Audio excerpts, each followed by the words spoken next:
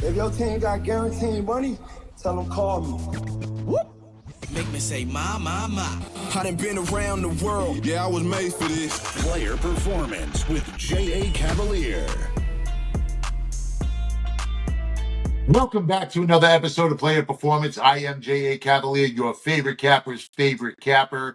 Go ahead, smash the like button, thumbs up. As always, appreciation is appreciated. If you're new to the channel, welcome. Now go subscribe. Make sure you click the bell, set the alerts, make sure that you're here every week. We do this every week. We do it for free. We do it for the community. We do it out of love.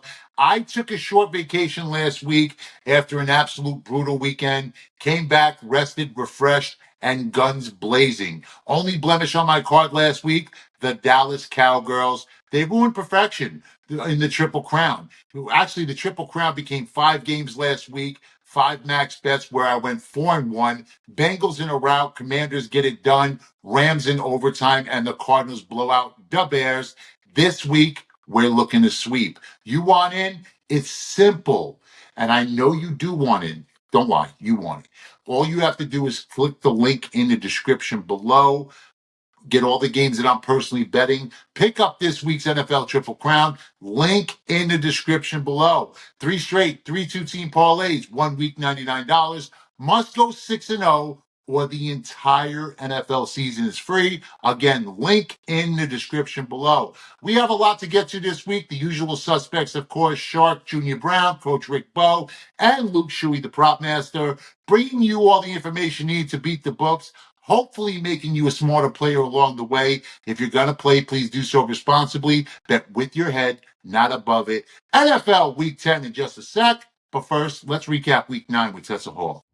Back it up. One more time. All right, let's see that again. Here's your NFL Week 9 recap. The Jets must have all taken Aaron Rodgers' fountain of youth drink because they finally got a win versus Houston. Derek Carr has set a new record. He's lost to 31 NFL franchises. The Panthers are the latest addition. Daniel Jones had more passing touchdowns than passing yards at the half. It was 2 touchdowns. This guy led them to another loss. Another Bills-Dolphins game, another Bills win.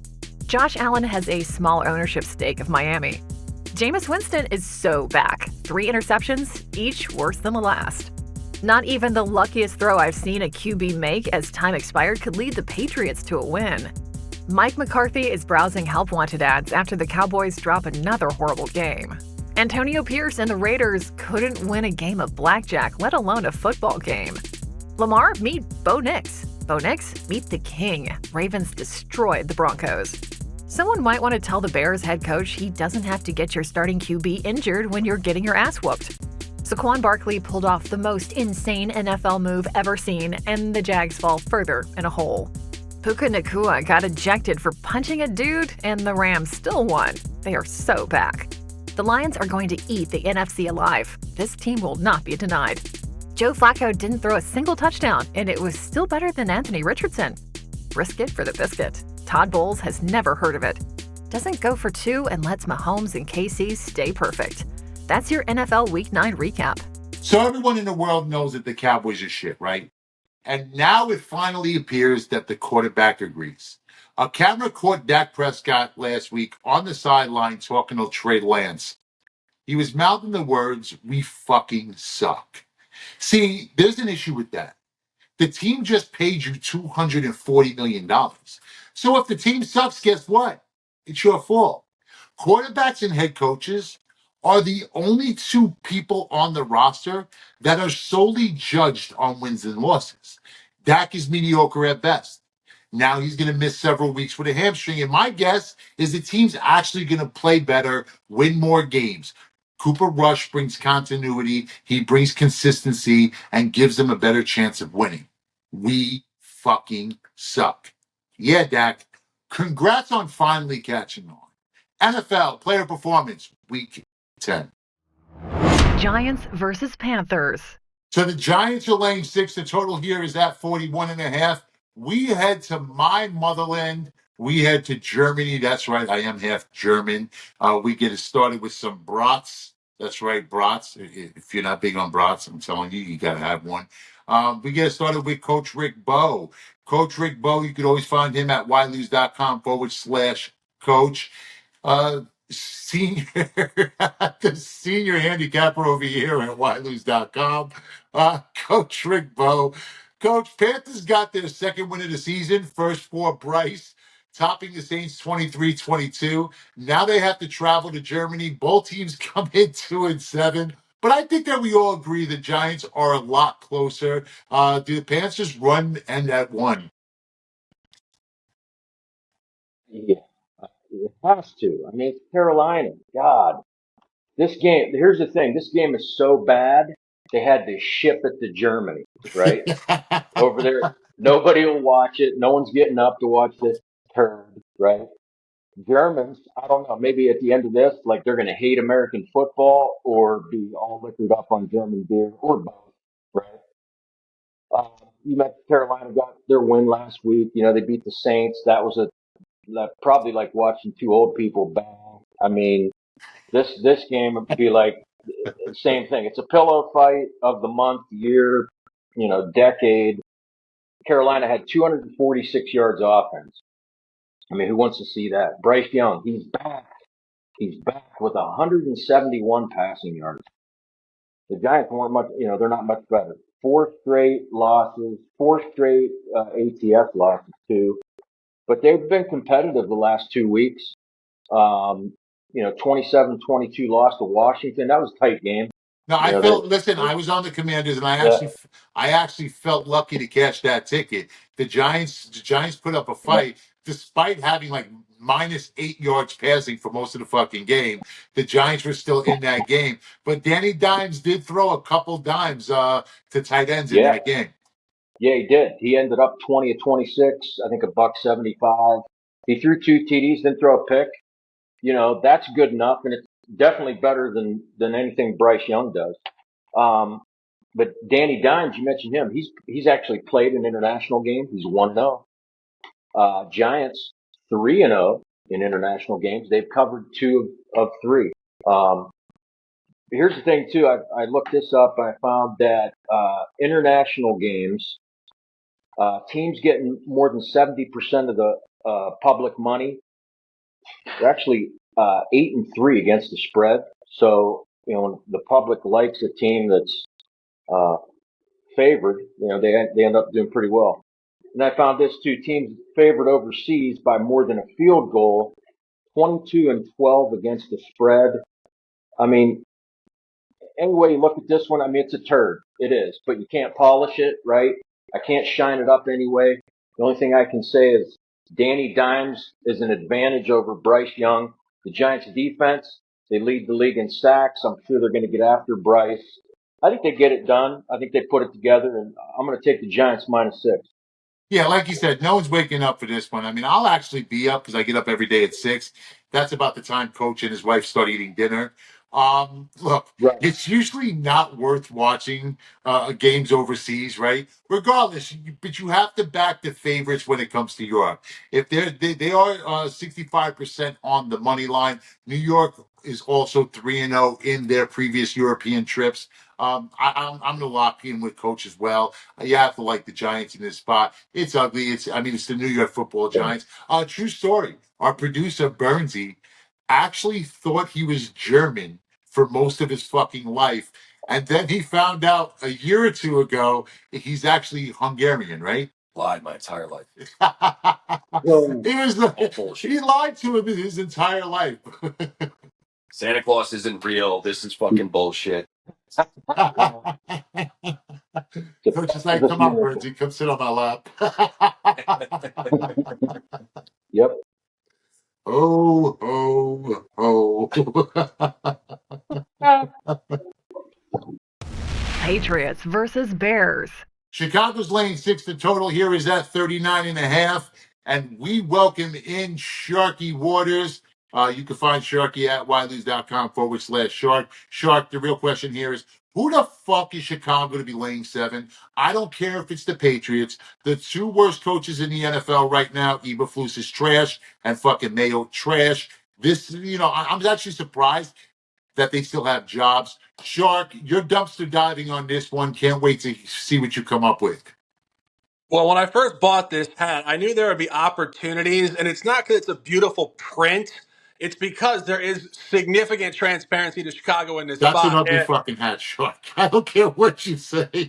That's an ugly fucking hat. Ugly colors, ugly fucking hat. That Bears logo.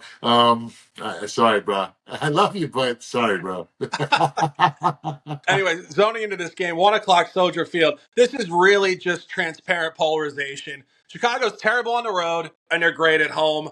0-3-1 ATS road, 3-0 ATS home. Great buy low off back-to-back road losses. Really an excruciating loss on a Hail Mary in Week 8 against Washington. Last week, a dead zone spot. I think we suggested it on this show. I know a lot of sharps were all over Arizona last week. It's so hard to go from a Hail Mary loss out to the West Coast and play your best ball. I think that's the bottom point. And now I think they come back. And in those 4 wins and those 4 covers this year, they are winning those games by 14.5 points per game. And they've shown an ability to feast on bottom feeders. Well, you said Gerard Mayo's not the guy. The Patriots are a bottom feeder right now. And it really is symptomatic to Drake May rookie season. The guy's a young gunslinger, and he's actually far more mobile than I thought, but he creates wide open football, which is what I think Caleb Williams in this offense needs. And this is a great spot to sell New England, coming off of back-to-back covers. Beat the Jets at home 2 weeks ago, backdoored it egregiously, and then backdoored Tennessee on Sunday. Final play, touchdown in the end zone to cover in overtime. Drake made this year 2 starts as a significant underdog, caught 7 points at home against Houston. Houston blew him out 41-21 and caught what seemed like a ridiculous line for Jacksonville in London, 6.5, the same exact number.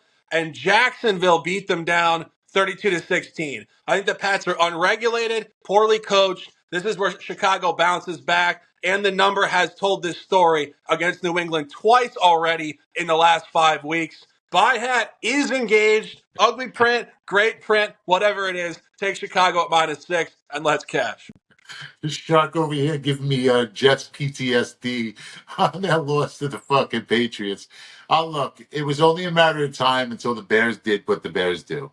Hail Mary loss, followed by a blowout loss to Arizona. I was on Arizona, so it was great for me. Chicago scored 24 points in 2 weeks. Now Caleb is hurt, and he's probably playing, but he's hurt. Their rushing game is 26th. We know the deal with the New England Patriots. We know who they are. Drake May runs around, chucks it up, prays to the gods in New England. That god, of course, being Tom Brady. Hopes for the best. Patriots 32nd in total yards, 30th in actual points scored. I can't get to his side on either side in this one. So, Shark, we'll just ride with your Bears. The Bears. It can't get any worse, right? Bear down. Bills versus Colts. So the Bills are laying 4. The total here is at 45.5. Sharky, I got to say this. I'm so disappointed in you. Look, I know which way you're going. I don't like it. I don't agree with it. But it's your pick. Listen, and if it's your pick, you're going to tell us why you like them. I'm going to tell you you're wrong afterwards. But first, tell them who they shouldn't take. Well, I'm disappointed in you as well for taking the Buffalo Road side, but I'll tell you guys why I like the Colts here. This is really extreme consistency and pattern recognition with this Shane Steichen Colts team. They're not good on the road. They're coming off their second non-cover at the NFC North this year. But when they play at Lucas Oil Stadium, this might as well be Dungy and Peyton Manning because they're damn consistent. 9-2 ATS last 11 at home. 3-0 ATS this year outside of the division at home as a favorite and a dog. I think it's just a tough spot for Buffalo. We like Buffalo. I've loved Josh Allen for the entire duration of his career coming out of Wyoming in 2018. But 4-0 straight up last 4. Just had a divisional win against Miami that was real tight. In my opinion, teetering on the edge potentially of a little downturn. And they have the biggest game of their season next week at home against Kansas City. Kansas City is their biggest rival in the conference. Kansas City beat them in the playoffs last year up in Orchard Park. Total sandwich spot, look ahead spot. And final point, Buffalo is exhibiting ATS polarization on the road outside of the division. 2-0-1 ATS at the NFC. Last three, 1-5 at AFC opponents outside the division since 2023. I think this is a tight game. I think this is a 3-point game. But, J.A., you disagree? When you're on the chalk, sometimes I'm wrong. What's going on here? Now, I'm going to say this. I actually hope I don't have a dog. Haven't gotten there yet. I don't know how I'm going to play Buffalo. But I do want some part of or some form of Bills. But I actually may hope that the Bills lose this game because I'm all in on Buffalo next week, regardless. See, there's a time to be contrarian. This isn't it. This quarterback shuffle that Shane Steichen is playing has fucking ruined his team. Colts may lose out, and that's really the way I feel. I feel they may lose fucking out the rest of the season. Flacco comes in, plays well, gets benched, comes back. Richardson starts, gets hurt, comes back, gets benched. Literally crush any fucking morale that this kid may have had.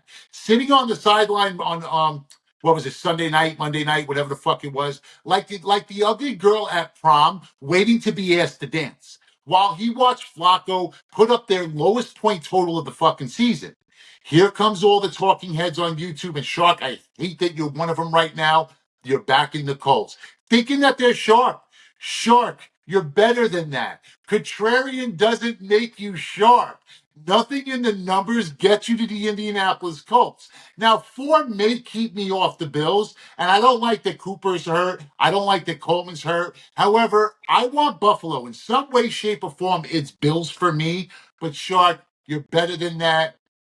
You got to be better than that, man. Yeah, I mean, come on, Shark. The Colts. There is no way you can get to the fucking Indianapolis Colts in this fucking spot. There is no fucking shot. Anybody who's on the fucking Colts is a fucking moron. Shark, I love you, but you're on the fucking Colts in this week. You know what? I got to do it, man. I got to do it, bro. Let me say this. We'll revisit this conversation next week, and we'll see who the moron is. But best of luck either side in this game. I really do agree with you on the point of psychological disruption by Shane Steichen. Richardson, mistake tapping out, I get it. Flacco's 40 years old. He's not the solution. You don't plug in a journeyman who's 40 years old to save your season. I just think the spot is that difficult for Buffalo. I think they're capped in the window, and the look ahead is very real. So we'll see what happens. Love the conversation. But I'm going to say this, I don't care 40 years old or not. If you're playing ball right now, you want to compete. You want to play. You're not suiting up to fucking carry a clipboard. So if Flacco wants to play, what you're doing to both of these quarterbacks is just a fucking sin. You're committing an NFL football fucking sin. Make a decision, good or bad, and go with it. Broncos versus Chiefs. All right, so the Chiefs are laying 8. Total here is at 41.5. I don't really know about this game. I mean, the number's pretty fucking thick. Chiefs on short rest. Mahomes got dinged up. Kelsey's dating a woman that literally destroys men. Jake Gyllenhaal went Brokeback Mountain. Have not heard from John Mayer or Harry Styles since. It's the Swift effect, right? In fact, it's gotten so bad, Jason Kelsey is now breaking college kids' phones. If I make a play, it's Chiefs team total under.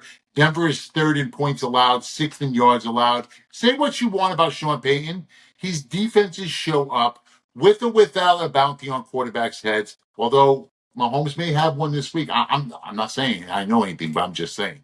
Sharky, would it shock you at all if this ends the Chiefs' perfect run? No, I think the Chiefs might go down this week. It's a beautiful spot to fade Kansas City. This is where they're going to give one away eventually. 8-0 straight up, 4-4 ATS. Went to overtime on Monday Night Football against the Bucks. Look ahead to Buffalo. Short week, trap spot. And I think interestingly enough, this is actually their first home 1 p.m. game of the entire year. They've either played in prime time at home or 425. So the first time they're getting up early in Kansas City, I think that might actually be a trigger point for their first loss. And really going through their last 5 wins, it's hard to find a calendar with a team playing so many injured teams. They caught the Chargers with Herbert injured, the Saints with Derek Carr injured and Olave out. They caught San Francisco without Debo, Ayuk, CMC, and Jennings. They caught Las Vegas with a backup quarterback, just having traded Devontae Adams. and they just caught Tampa Bay without Evans and Godwin. It's just a joke of a calendar. They've been getting away with it all year. And if you go back to last year, a Sean Payton, Russell Wilson led Denver team did actually beat the Chiefs with emphasis in week 8, 24-9. That was the first win for Denver in 16 matchups against Kansas City. And oftentimes, when you get a new coach, a good young quarterback like Bo Nix, they will continue upward momentum within the division after being dominated for 4 straight seasons. Terrible spot for Kansas City. Great buy low for a scrappy Denver road ATS team coming off a blowout at Baltimore. They will be rejuvenated. Kansas City is going to give one away eventually. Take the Broncos at +8. I think this cashes, and they could win outright. All right, I have nothing on this game. If I was going to play it, it would be the KC team total under. Shark is official on the Denver Broncos plus the points. J.A. Cavaliers Pro Football Triple Crown. 3 NFL games for this Sunday. 3 straight, 3 two-team parlays, 1 week, $99. His Pro Football Triple Crown must go 3-0 or the entire NFL season is free. J.A. Cavaliers Pro Football Triple Crown. Link in the description below. Click the link now and jump on the money train. Falcons versus Saints. Falcons are laying 3.5. The total here is at 46.5. We welcome in Junior Brown live from the Bet US studios in Costa Rica. Dennis Allen fired.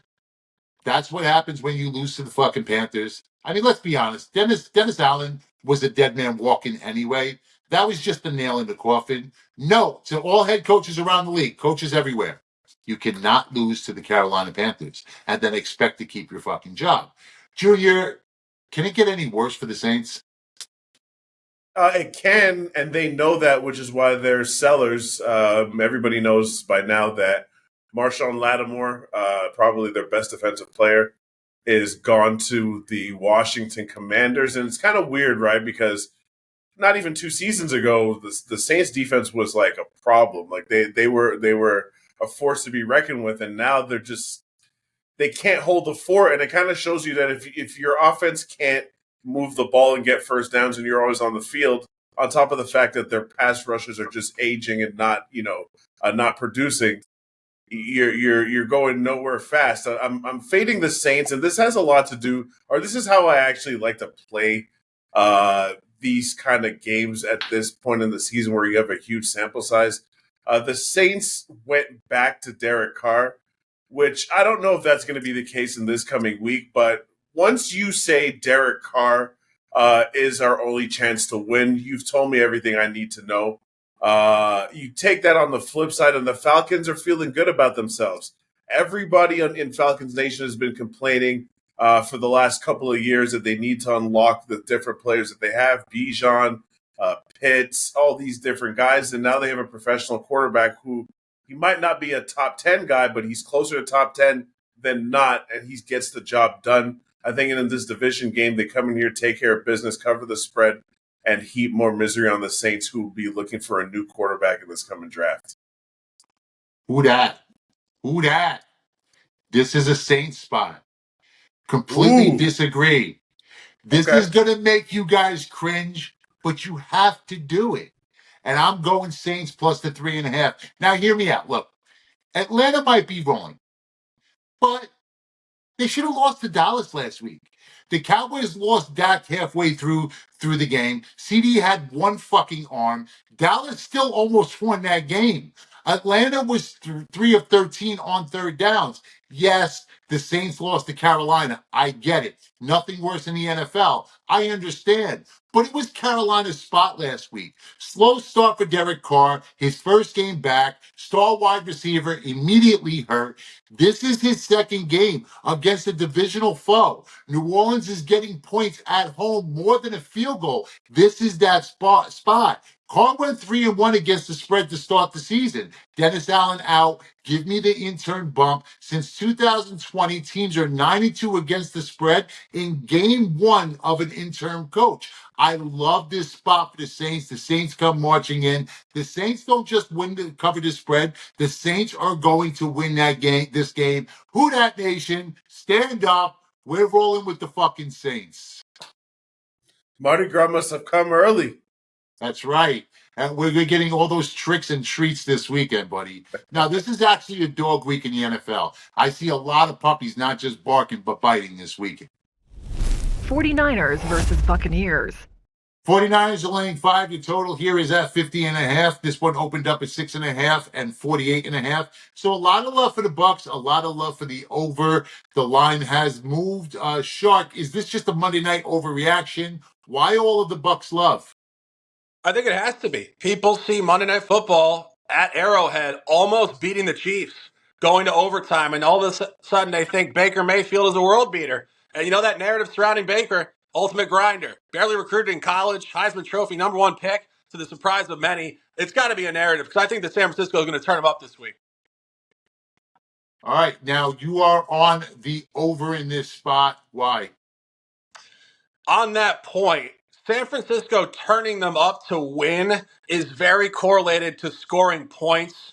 San Francisco is 4-2 last 6 versus the over, coming off an over versus Dallas pre-bye. They're 2-1 versus the road over. And I think more importantly, Christian McCaffrey is returning to the lineup this week off an elongated absence because of some sort of tendonitis. He went to Europe. He got that expert treatment. He's coming back. And now San Francisco returns to, surprisingly, I think, where they've performed great on the road at Eastern time since the beginning of last season, averaging 30.4 points per game. And, speaking on that Tampa Bay game on Monday night, 30-24, this Tampa Bay defense has been a sieve the last 5 weeks, giving up 31 points a game. Real noteworthy out-of-division home game a couple weeks ago against Baltimore, 41-34. We are actually data abundant between these out-of-division opponents. They did play the last 2 years. A couple years ago, Tom Brady on the road, 35-7 under. And last year, Baker Mayfield on the road, 27-14. Key point in that game, downs and out was the theme in plus territory. A lot of yards, not a lot of points. Books are moving it up. We love the books when they tell us a story. I see an over 54 or higher in this one. You and I, we're in lockstep here. I am actually on the 49ers team total over. Look, forget the Todd Bowles didn't go for 2 on Monday night. Should have, but didn't go for 2. You have KC on the ropes, you go for 2. But don't forget that Tampa allowed KC to drive the field in overtime. Forget all that and focus on this. Christian McCaffrey is back. Take the Niners team total over. You can take the full game over. I'm fine with either way. Offensive coach Kyle Shanahan now off of a bye week. Debo is back. Jennings is back. McCaffrey is back. Just McCaffrey practicing. It's going to be a boost in the locker room. Tampa's D giving up over 34 a game last 2 weeks, or 3 weeks actually. So as you said, they're a fucking sieve. Yes, they are a fucking sieve. That's just like a Swiss cheese defense. They couldn't tackle a couch. They couldn't cover a fucking couch. I am on the 49ers team total. Shark is on the full game over. We are in lockstep. Steelers versus Commanders. Washington is laying 3.5. The total here is at 45.5. And we welcome in the prop master, Luke Shuey. I put him on the trade block. Nobody fucking wanted him. So the trade deadline has come and gone. Daniel Snyder out. The Commanders are all in. Washington is trending. This team entered the season without a seat at the table. Now they appear to be the guest of honor. Hiring Dan Quinn, drafting Jaden Daniels. Once the place you requested a trade from, now is the place you want to be traded to. At the deadline, they add Pro Bowl corner Lattimore. What does that do for the defense? Will that affect Russell Wilson in this spot? Or, Luke, is Russ going to cook? So let me start off by saying, J.A., you leave for a week, and I suck. We dominate when we're together. I'm glad you're back. I'm expecting a 3-0 week here for the players. That's because, you know why, Luke, right? I create feelings in others that they themselves don't understand. Well, it works. It works, and I love it. Who the hell would have thought Commanders Steelers at this point in the season might be the game of the week? It's wild times, and I'm fading Russell Wilson in this one. The line tells you everything you want to know here, so let me break it down. It's sitting at 216 and a half passing yards. Why is that? Well, people might think the over is the spot to be here when you look at his first two games. He surprised people. He threw for 264 yards, 278 yards in his first two games. What do odds makers do? They post it way lower. It's sitting down at 216, well below his average, but it's for good reason. You have to expect some regression here against a fifth-ranked Commanders pass defense. And even look at the last 3 weeks, Washington is ranked number 1 in the NFL in pass defense. Now, they faced some very average quarterbacks, but I expect Russell to play pretty average in this game. A lot of his yardage is come on deep balls where he's throwing it up to Pickens one-on-one. That's not sustainable long term. And then if you look at the flip side of it, I expect Pittsburgh to run the ball a lot. Tomlin loves hammering Najee Harris, Jalen Warren as a 1-2 combo, and Washington sucks at run defense. They're ranked 28th in the NFL there. It's a sharp under here. Analytics on my end have it projected for Russ to throw for 176. We got a lot of wiggle room. Take the under, guys.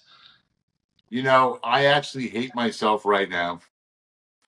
Because I can't believe I'm doing this. Listen, I fucking hate Russell Wilson. Matter of fact, there's no player in the NFL I dislike more, right? But I'm cooking with Russ this week. And I'm not fading your prop. No. Listen, I'm going to tell you right now. I'm backing Mike Tomlinson against a rookie quarterback. That's what I'm backing. Oh, and I that's love fair. Jaden Daniels, and everybody knows, even as a Cowboy fan, I am all in on Jaden Daniels. I was all in on Jaden Daniels at Arizona State before he transferred over to LSU. And I'm with even now that he's a Commander. You have to love this kid's game, what he does with his arm, what he does with his legs. He's poised, he's deliberate, and nothing better for a young quarterback than being poised and deliberate. And you could see it in game one. But this is just a week to spot him against Mike Tomlinson, 25-5 straight up against rookie quarterbacks. I can't ignore that number. And Najee Harris is going to feast against a terrible Commander defense against the run. So I could see this going under, because the truth of the matter is, I think everything that the Steelers want to do in this game is to keep Daniels on the side, keep the clock ticking. And how do you do that? Not by airing it out, not by letting Russ throw the ball all over the fucking field. How you do that is by running the ball, keeping the ball on the ground with Najee, letting Najee eat, let that clock tick. Because if you give Jaden Daniels too many opportunities, he's absolutely going to fucking burn you. So you know what? You're fading Russ, and this gives me a chance to fade Russ. So we're going to fade Russ, but we're going to fade Russ for the fucking community. This is what we're going to do. Let's go. This is going to be Luke's ride or die this week. If Russell Wilson's, what's the line? What's the stat again? I've got under 216.5 on his yardage. So Russell Wilson under 216 yards passing. If that hits, somebody from the comments is going to win a $200 Amazon gift card. This is Luke's ride or die. Guys, Luke, called me up, down, depressed. Jay, I don't know if I can do this. I had such a bad week. I felt fucking sorry for the kid. I'm like, listen, buddy, this is long term. You know what I mean? Like you have to keep your head in the game. So, guys, he needs a little pick me up. Give him a pick me up in the comments. Everybody, this is what I want you to post. It'll be okay, Luke. And that's what I want you guys to post. It'll be okay, Luke. And if this prop hits, somebody who posts "It'll be okay, Luke" is going to win a $200 Amazon gift card. I love it. They're picking me up. They deserve the 200. Well, you know why, Luke? Because we need it. I need it. No. Because it'll be okay. Vikings versus Jaguars. The Vikings are laying 4 to total. Here is that 47. Trevor Lawrence took the Jags' money, turned his fucking back on them. Lawrence has thrown for under 200 yards in 5 games this season. 3 picks last 2 games, 4 on the road is a lot to lay. But, Coach, You have to lay it, don't you? Well, you don't have to, but I don't know. I can't get behind him, but I don't know if I can get behind Minnesota either. Minnesota 6-2 straight up, 6-2 against the spread. That looks pretty good. Jags 2-7 straight up. They've covered their last 3 games though, and they kept the last 2 pretty close. Lost to Philly and Green Bay. Then you look at Lawrence, and I know I can't stand him either, but he's 4-1 against the spread as a dog of 3 points or more. Then you look at Darnold, and it's like, oh, okay, well, I like Minnesota. I could back them, but Darnold, in games where he's a favorite of more than 3 points, he's only 3-6 against the spread. So, what do? I mean, the least sexy pick, of course, is taking Minnesota on the money line, but the Jags are 0-8 the last 8 times they've been an underdog. So throw all that out, and I found some value on the first quarter. Minnesota is the top scoring team in the first quarter in the league. They averaged about 9 points. Not last week. No, not last week. I'm getting there. Yeah. Okay. The Jags 28th in first quarter scoring. On the other end, Minnesota second in scoring defense in the first quarter. Jags are 25th. Last week was the first week that Minnesota lost against the spread in the first quarter. So they are 7-1 against the spread in the first quarter. They actually shut out 6 first quarter opponents. So the spread right here is just a half point. I like Minnesota minus that half point in the first quarter. Yeah, 2 missed field goals, a Sam Darnold pick in the fucking end zone. I, of course, was on the Vikings in the first half in that game. Not a happy camper. Jacksonville has lost 3 or 4. 2 of those were by more than 4. Minnesota's defense is legit. Number 1 rush defense. 7th in points, 4th in sacks. Jags O-line, pretty fucking bad. Trevor may be in trouble. I also know that Trevor is coming into this one a little bit dinged up. He actually may not play. But whether Trevor plays or not, I can definitely get behind a little Minnesota first quarter love, especially coming off of that brutal first half. You would think that this is like a dead cat bounce in that aspect. All right, so coach is official. He is on the Vikings in the first quarter. Let's ride. Tell me what you gonna do now. Keep rolling. Titans versus Chargers. Chargers are laying 8. The total here is at 38. I don't have a dog in this fight. I can't lay 8 with the Chargers, and I'm definitely not taking points with the fucking Titans. Junior, I know you have a play in this game. Who do you like? Yeah, I like the Chargers. I've been riding with the Chargers for a couple of weeks now, and I wasn't convinced by them in the beginning of the season because I like to make fun of their 3 yards in the cloud of dust offense. But, because I'm so obsessed with watching games all the time, I've seen the real Justin Herbert, start to stand up. And if they can mix in, a solid run game with one of the best arms in the league, plus a defense that I'm pretty sure, if I'm not mistaken, is second or third in red zone touchdowns allowed, you've got a pretty good recipe for success versus a team that's, I use the word team extremely loosely when talking about this, guys. They got, Mason, the red-nosed reindeer at quarterback, and not much else. These guys are sellers, like a lot of the teams I'm fading this week. So I'm just buying with a team on the rise versus a team that has no interest in winning games. Yeah, I know that Herbert played at Oregon, but people seem to forget that Herbert had literally nothing at Oregon. Still made it to the Rose Bowl where they shit on Wisconsin. So this is something that he's accustomed to. Just going out there and tossing it around to a bunch of dudes. This is his actual comfort zone. I would get behind the Chargers maybe in a teaser or a money line parlay, but there's no chance I lay 8. Not with Coach Khaki Pants. He's just too erratic for me. but they will win this game. Tennessee has, zero offense, 28th in offensive DVOA this year. Whether or not it's Levis or Rudolph, it doesn't really matter. 27th in points, 31st in passing yards, 28th in yards per play. Good luck against this fucking Charger defense. I do like the Chargers. He's laying the 8. I can't lay the 8, but I would suggest Chargers in either a money line parlay or a two-team teaser. But you have to make sure that this stays at 8 or 8.5. You want to make sure you catch this under the key number of 3. Eagles versus Cowboys. Eagles are laying 7.5. The total here is at 42. Cowboys were my only loss last week in the Triple Crown.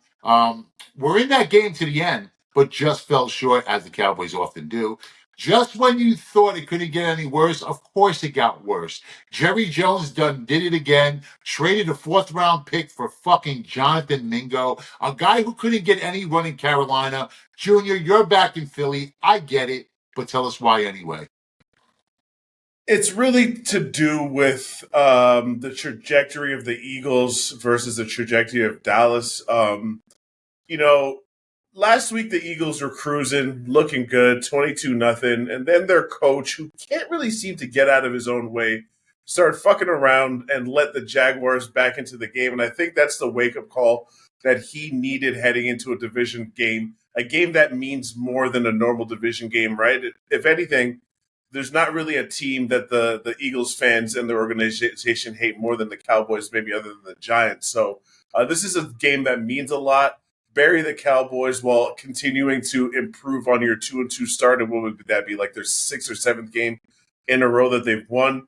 But more importantly, just the makeup of both sides. I saw a stat the other day.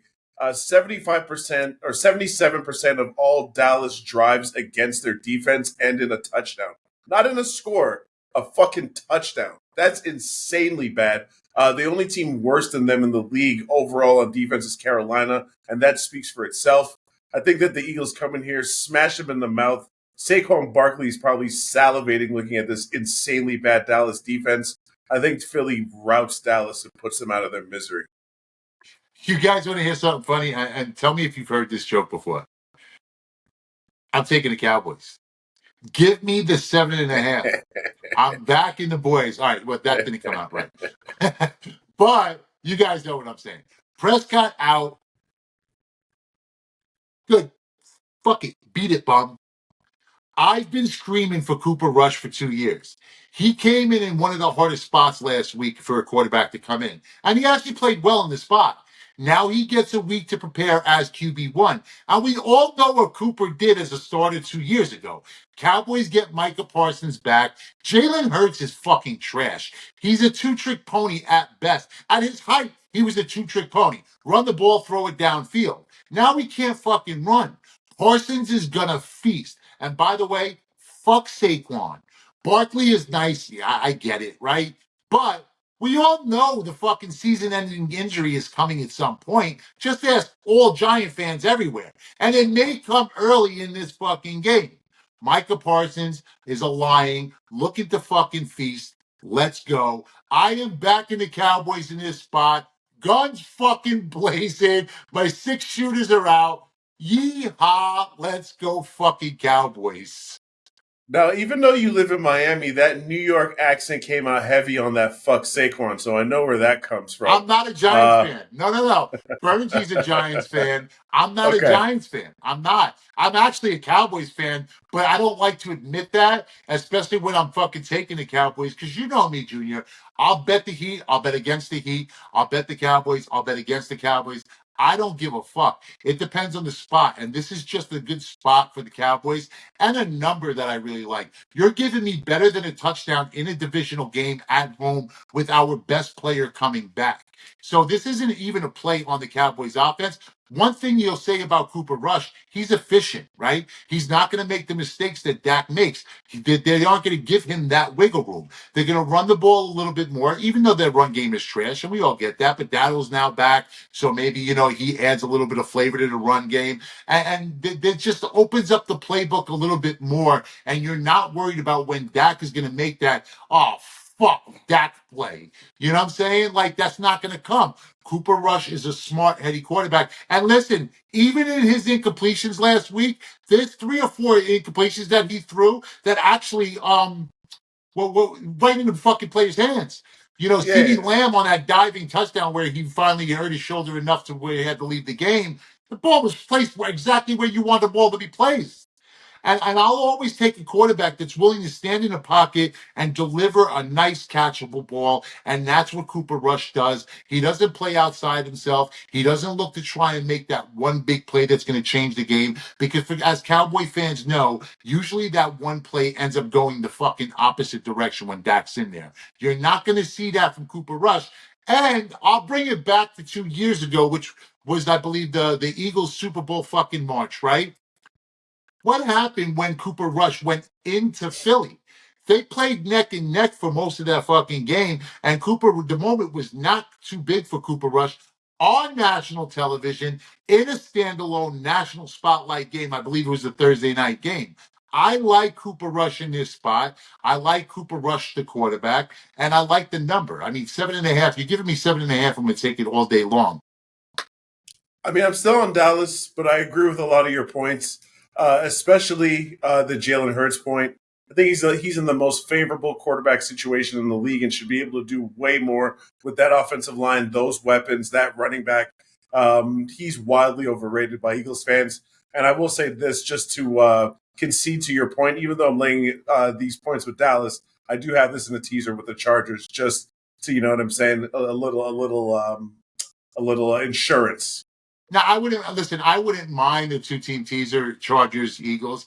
I could actually get behind and back that because, yeah, the Eagles probably at the end of the day win. They are the better team, but I don't give a fuck. I'm taking the 7.5. Give me the Cowboys plus the points. Junior is locked on to the Eagles. He's laying it with the Eagles. I'm taking the Cowboys plus the points. Junior also likes a 2-team teaser, which is, you said teaser or moneyline parlay? Teaser, Chargers, Cowboys. Chargers, Eagles, you mean? I mean Chargers, Eagles. I'm bringing you got in my head. You got in my head. I'm fucking reeling you into the evil you empire. Got in my fucking head. You know what? I guarantee you guys, Junior will have a Cowboy ticket by Sunday. Jets versus Cardinals.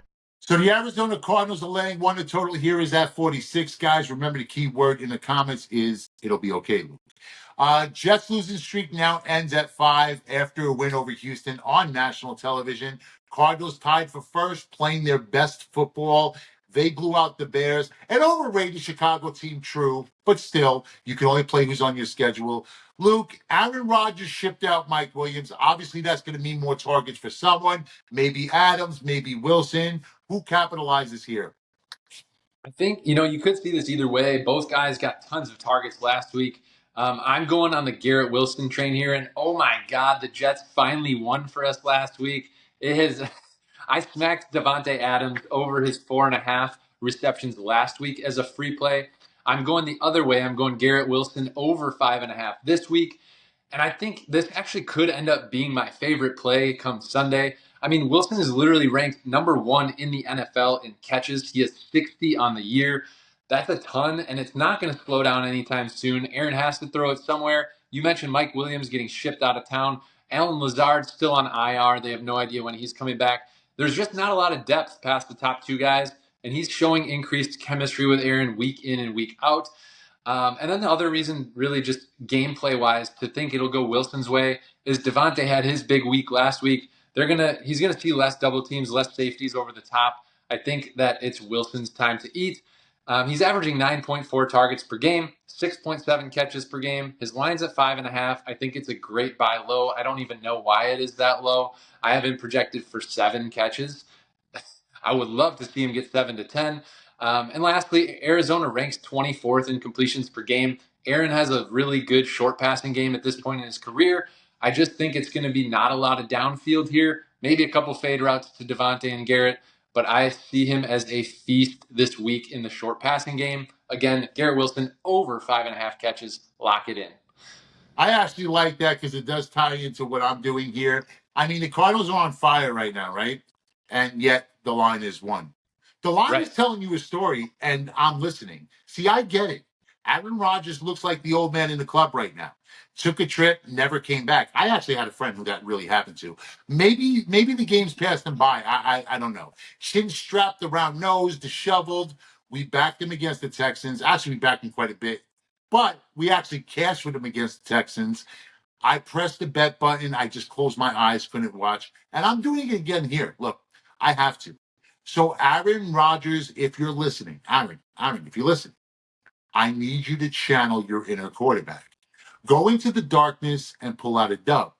Give me what you did last week. 118 rating, 3 touchdowns, 0 interceptions. Exploit a Cardinals team that allows the most fucking yardage, the 8th most yardage, 19th in points allowed. Aaron, you can do it. Take a trip, come back, go into the darkness, pull it out. Maybe pour some fucking cayenne pepper on it, but give us a fucking dub. Lions versus Texans. Detroit's laying 3.5. The total here is at 49. Luke, you're here, and listen, if you're here to steal my Monty prop, stop. Stop. You're not getting a David Montgomery. Well, I'm going to be honest with you. I was away and I didn't get back yet, so this is actually the first week where I didn't actually jump on the Montgomery anytime touchdown, and I actually may not get to the window with it this week. I'll explain more in this read here, in this game, of why I'm not getting there. But Luke, you're targeting a Lion. Which Lion are you targeting? Yeah, so I mean, I'd love to take Monty anytime touchdown. I do tail that every week, but I let you have your glory. It's your prop. I won't touch it. I'm actually going sticking with the receiver prop here. I'm going Amon-Ra St. Brown over 67.5 receiving yards. We've seen what Jared Goff's doing. He's honestly playing some of the most efficient football in NFL history.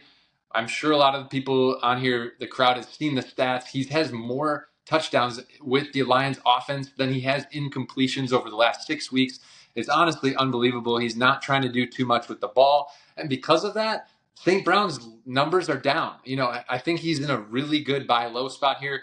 If you actually look to what he did last year, he covered this line of 67.5 in 13 of 16 games. That's an 81% rate. This year, it's down. I'm actually trying to find, I don't have his yards per game this year. Do you know what his average is? Bernsey, give me that number. Meatloaf. I never know what he's doing. What's he doing back there? I had to do it. But anyways, you're coming with. No, you're coming with. It's too good. It's too good of a quote.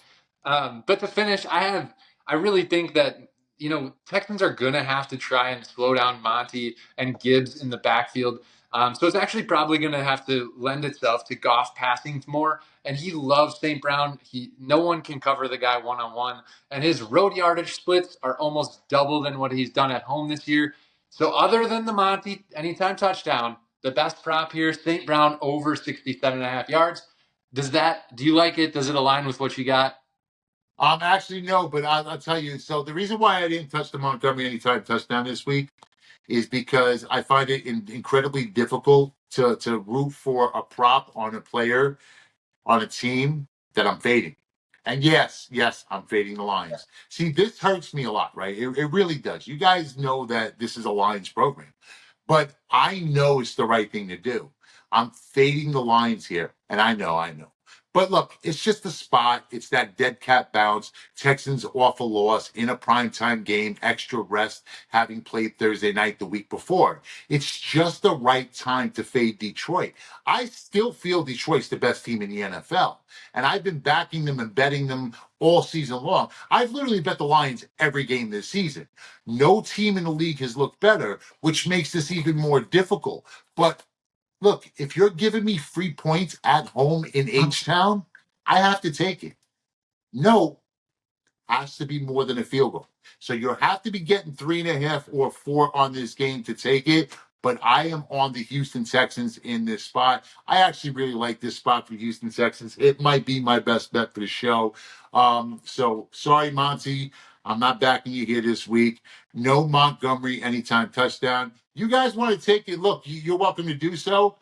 I just can't see myself sitting there rooting for a Montgomery anytime touchdown while I'm fucking looking for the Houston Texans to cover this game. J.A. Cavaliers Pro Football Triple Crown. 3 NFL games for this Sunday. 3 straight, 3 two-team parlays, 1 week, $99. His Pro Football Triple Crown must go 3-0 or the entire NFL season is free. J.A. Cavaliers Pro Football Triple Crown. Link in the description below. Click the link now and jump on the money train. That's right. Get to ylose.com. That's the letter Y, LOSE.com. Free picks, stats, trends, scores, odds, and more. That's ylose.com, the letter Y, LOSE.com. You want the games I'm on, the games I'm personally playing? It's simple. Click the link in the description below. Get my NFL Triple Crown. That's 3 max bets for this Sunday, 3 straight, 3 two-team parlays. Must go 6-0 or the entire season is free. That is a 6-0 NFL guarantee, 1 week, $99. Link in the description below. All right, guys, in closing, I want the young guys to hear this. I think it's an important message for you guys to understand. Look, a lot of the young people need to hear this. I want you guys to stop feeling sorry for yourselves. Stop pitying your situation, stewing in it. Doesn't change it. Fixating only makes it worse. You could be pissed off, maybe pissed off that you lost or pissed off that something didn't go as planned. Life isn't scripted. You can't rewind. You can't redo. There isn't any restart button. This is not a video game.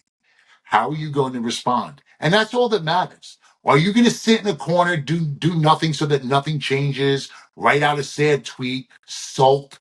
Or are you going to figure it out? Move the needle, change your stars, get up off the mat and try again. Guys, keep your head in the game. You got this. All right, that's it for me this week. I am J.A. Cavalier, your favorite capper's favorite capper. As always, joined by Shark, Junior Brown, Luke Shuey, and Coach Rick Bowe.